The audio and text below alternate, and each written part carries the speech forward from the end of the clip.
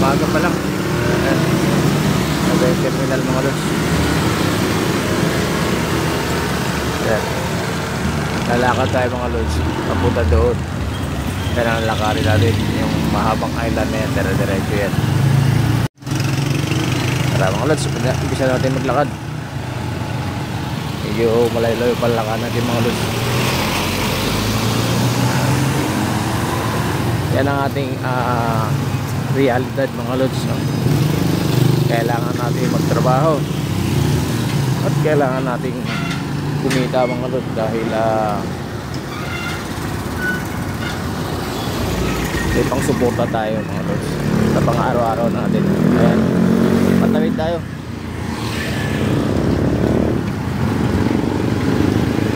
Ayan, nag-umpisa pa lang tayo mga lods maglakad papunta doon sa sakayan terminal. Sa terminal na naman tayo mga lods. Ito lang, ito yung circle dito mga lods, papuntang sa may island. Ayan, ito, paikot dito. Itong island ito mga lods, ito yung papaypayin natin at maabot natin yung terminal mga lods. Pero dito mga lods may mga palengke na dito. Ayan, ayun o.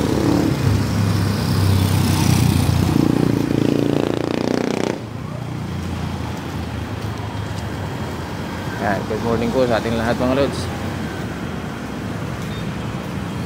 Ayan, lakad tayo.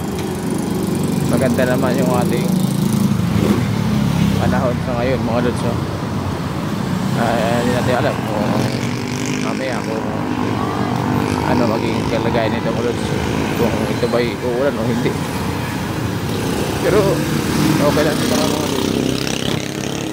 Uulan, yun talaga ang ano natin mga lods, hindi na pwedeng hindi uulan mga lods dahil kailangan din natin yun. Ayan, kailangan may araw, may ulan, so balance lang naman mga lods, no? Pero pagka sobra-sobra na, siyempre medyo nagkakaroon na rin ng problema mga lods sa ating kalikasan. So ayan, yun nga ang ano mga lods, kailangan natin ng araw at kailangan din natin ng ulan. So kung uulan man, okay lang yung mga lods, no? Wag lang yung babahain tayo.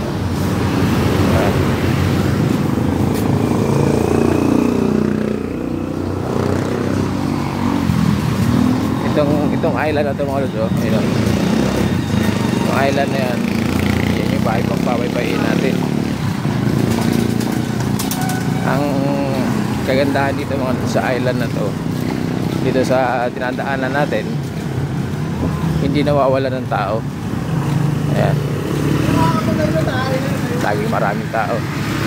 Meron pa dito mga lods, meron pang lechonan dito mga lods. Pag gusto natin bumili ng lechon, meron dito, nag-lechon sila araw-araw. At may mga palengke na rin tayo mga lods.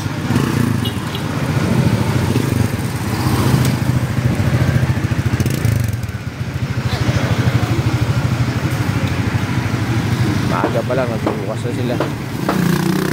Yan ang siyempre mga lods, mga negosyante natin.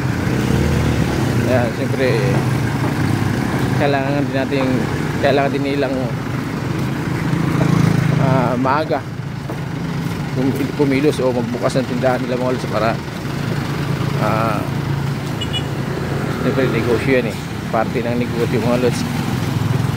Ayan, kailangan natin magsikap para sa ating mga lods, diba?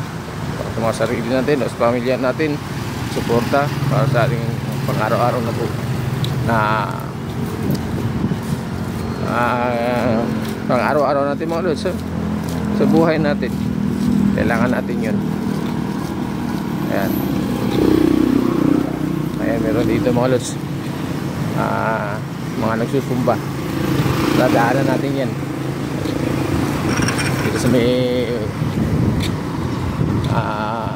Guimart department store. Ayan mga lods, mga nagsusumba. Nagtitipon-tipon na sila. Ang ginagawa nila mga lods, araw-araw yan nagsusumba sila. Mga ano to, yung iba mga senior na. Ayan. Yung iba naman siguro mga nasa bahay lang. Ayan. Karamihan kasi dyan mga dito sa mga babae rito, may mga grupo sa Dasmariñas. Ang karamihan dito sa grupo ng KDBM. Ayan. Ayan mga lods, yung palengke natin, no?